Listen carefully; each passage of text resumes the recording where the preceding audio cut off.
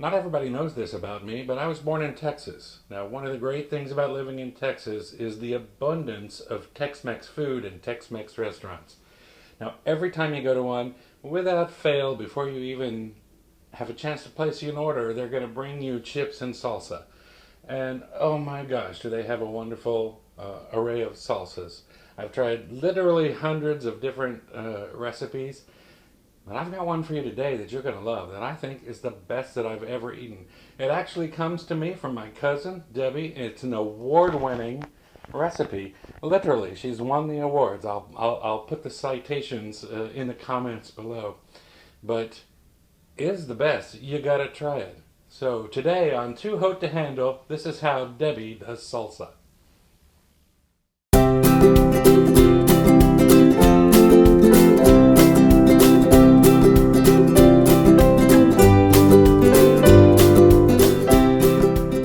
Here you have it. This is our mise en place, everything we need to make the best tasting salsa you have ever had in your life. And that's a promise. This salsa is award winning. And that's not a joke. Check down below for the comments. I'll provide a link that shows you. This recipe was invented by my cousin Deborah, and she won major awards in Texas. I mean Texas, which is really, one of the salsa capitals of the country. And this is how it's done. Just a few simple ingredients, fresh ingredients, and you're on your way. Now, I have Hunt's whole peeled tomatoes. And she says Hunt's taste best. And since she's the one that won all the awards, who am I to argue? So we have Hunt's whole peeled plum tomatoes. Beyond that, a bunch of cilantro, some scallions, garlic, serrano pepper, 2 teaspoons of kosher salt, 2 tablespoons of extra virgin olive oil, and 1.5 tablespoons of tamari. Now, for those who may not know, extra virgin olive oil is very, very flavorful. It's basically they take the garlic, excuse me, not the garlic, they take the olives, press them, let the oil squeeze out of them, and basically filter out the big chunks, and that's it. It's extra virgin. It's kind of greenish in appearance.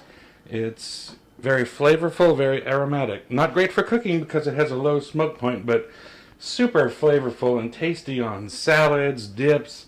Pour it on pasta or use it for bread at the table. It's great. And also, some people are unfamiliar with tamari. It is a soy sauce, but it's a special kind. Now, the cheap soy sauce that you mostly find is made with soy sauce, part soybeans, and a lot of wheat with a lot of glutens in it. This is gluten-free, no wheat. And the difference is that stuff that has the wheat in it as cheap filler, if you just were to take some of that and take a little drink of it, the cheap stuff is harsh and has quite a bite. This gluten-free is so smooth, so mellow, so tasty. And this is the way. Don't put that cheap stuff in this salsa. Use the tamari, and you can find it in most markets now, or definitely in any Asian market you go to. So with that bit of explanation set, we're pretty much ready to go. Now this goes in 2 phases. The first phase is we are going to make a kind of an emulsion, and the second phase is the chunked up vegetables that give us a lot of texture. So we'll start with the emulsion first. Now this part is going into the blender, and just to start off, we have this 1 serrano pepper, and that's right, only one for about a half a gallon of salsa. These are pack-a-punch, and all I'm going to do is take that stem off, the little wooden part there, and just kind of give it a few slices. We don't have to get too particular with it, because that blender is pretty much going to puree it and get it all going. And that's the only prep work we have to do for the emulsion part. Now into the blender we want to take one of these cans. This is 28 ounces of whole peeled plum tomatoes. Pour them right in. That's the whole thing. Also into the blender is your 2 teaspoons of coarse kosher salt. You can actually use any kind of salt you want, but the coarse kosher salt is what I like. Here we have 2 tablespoons extra virgin olive oil. Put that right in. And your final ingredient for the emulsion is your tablespoon and a half of tamari. That in. Now, oh, that's not the final ingredient because, yes, we do want to have these bits of serrano pepper. Just put the whole thing in there. And now we're going to cap that off and just let it go to town. I will start with first just a couple of pulses to get things moving around.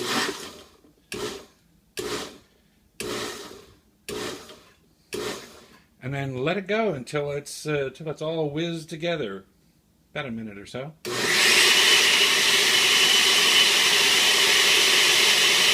So about a minute has gone by, and that's just basically a puree. You don't find any kind of hard chunks or anything.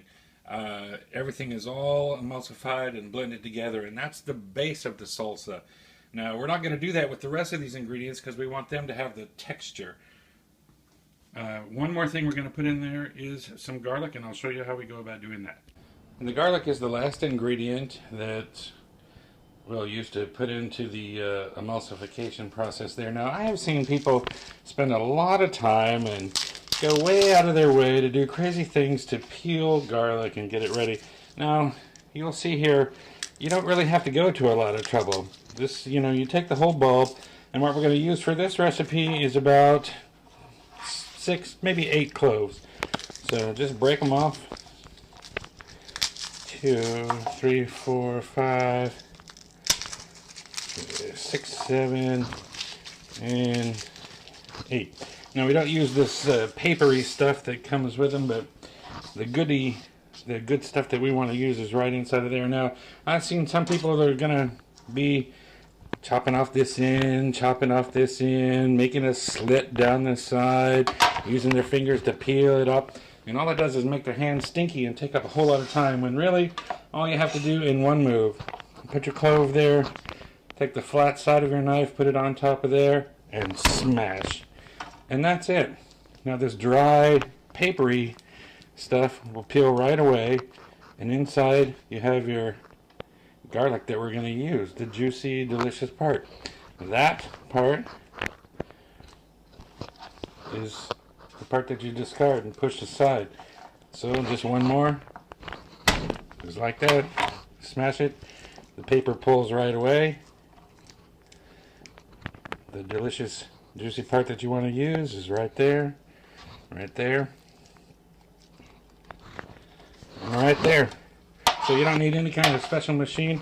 You don't need to see me do that 8 times, so I'll just finish that and pop it in the blender. Alright, so after we've smashed a few, this is about what we have. 8 cloves of garlic, and we'll just put those right on in. Pop on the lid and let it whiz around a bit more until that's all reduced to basically juice.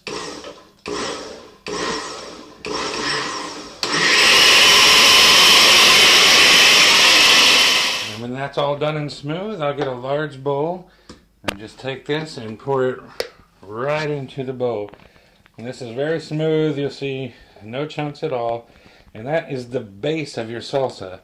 Now, you notice we only used one of those cans of tomato because the other one is not going to be pureed like that. It's going to stay chunky and make part of the texture, so I'll show you how we do that next.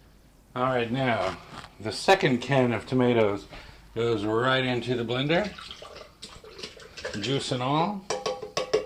And this time, we're not going to blend it so much, we're just going to give it the briefest of pulses, like that. 2, 3, maybe 4, and check it for consistency, because really you don't want this to go to mush. You really want to have some pieces, and that looks really good. So I mean, there's probably altogether less than 2 seconds worth of that blade spinning around, and then you'll add those chunks of tomato to your bowl of tomato puree. And now the fun part begins. We'll put those other vegetables in there, and before you know it, we are going to have some amazing salsa. Now here we have a bunch of scallions, or some people just call them green onions. I have rinsed these off, And there are obviously, like most vegetables, parts that you use and parts that you don't use. There's a root end on here that has these very hairy little roots. I just get close to the end and pop those right off. Put that side away. Now there's a green part as well, and to a certain extent, the bottom part of the green here is juicy and flavorful, but as you go further up the scallion, then it tends to be kind of dried and unflavorful and not really useful for my application. I mean, some people might want to use it, but I don't. Where it starts to dry out, I kind of give that a chop and toss that away. And then this is the part that I use. And for this application, we're not going to put a really fine dice on it. We're going to make it kind of chunky. So just big chops like that. And, well, that might be a little too big, but you want chunks like that to give texture to your salsa. So that's what we'll do with all these scallions, and I'll meet you back when that's done. Alright, so those are the scallions cleaned up, basically to the way I like them. And, you know, how many you use is not important. It's really to your liking. Some people use 6 or 8. I think I've got about a baker's dozen here. So some are going this way, some are going that way. I'll just put them all together in a little heap and then just do kind of a rough chop on them. They're fairly chunky sized pieces. And that's good. Just like that. For me, I think that's delightful. Alright, now after we've got the scallions in the bowl, the last major ingredient is a bunch of cilantro. Now I just leave the tie on there to keep them all bunched together, and we're going to rough chop these as well. Okay, sorry for the abrupt cut there. We had a few technical difficulties, but I have the cilantro chopped and it is into the bowl with the rest of the salsa and the scallions. And that is basically our last ingredient. But what I was saying before I was so rudely interrupted is that you want to make sure you really rinse that cilantro well, because it can be kind of sandy in there. So that's chopped up, it's in, and it's all that's left to do is kind of stir it in. You can see those chunks of scallions in there, chunks of tomatoes, and oh my goodness, this is going to be a treat. Now, the one thing I will say about this is it is absolutely delightful, fresh made, just out of the bowl here. It's amazing, but it's even more amazing the following day. If you refrigerate this overnight, you can make it the night before you're having a big party or whatever. You know, if you're having friends over to all get together and watch the sports balls on the TV and you want to serve chips and salsa with it, oh my gosh, make this. A, it's amazing. B, it cost about a quarter of what it would to buy this amount of salsa in a jar. And C, it's better than anything you can buy anyway. So that's it. It's mixed up, and oh my goodness, it's the best thing you've ever tasted. And there you have it. And now for the final bit of magnificence on this, the pièce de résistance is to take, just prior to serving, take a slice of lime and squeeze some fresh lime juice right in there to top it off. We'll stir that in, and holy cow, that's just about the best thing you've ever tasted. With that lime, stir it up, and I'm here to tell you, get a big chunky helping on there. Oh man. Now that is the way Debbie does salsa. Try it. You'll love it. So that's it. It's just as easy as that. Now, one important note. You saw that I put the lime juice at the end just before serving, and that's important. Don't put it in there, you know, to store overnight in the refrigerator or before you serve it, because that lime juice will kind of cook the vegetables that are in there and make them turn to mush, and it just won't taste right. So save that lime juice to right before serving. Now, the other thing about this recipe is it's kind of free form. You can experiment with it, do what you want with it. If you want less garlic than I put in, then by all means. If you want more pepper than I put in, by all means, go for it. The one word of warning about the pepper, though, start off easy, because you can always add more to it.